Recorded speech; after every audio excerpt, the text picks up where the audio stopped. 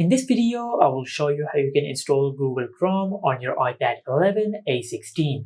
Now to do that, first of all, just open the control center on your iPad, then go to the connection section. And over here, just make sure that your iPad is connected to your Wi-Fi network. After that, just go to your home screen and open the App Store. And over here, just tap on your profile icon and make sure that you're signed into your Apple ID. After you've done that, now just tap on anywhere on the screen. And after you sign into your Apple ID, you will be able to install Google Chrome on your iPad. Now just tap on the search icon and in the search bar, just search this. From the search result, just tap on Google Chrome and select Get to install Google Chrome on your iPad. Now it might ask you to authenticate yourself by entering the password of your Apple ID or by authenticating yourself using Touch ID. But after you do that, you will install Google Chrome on your iPad.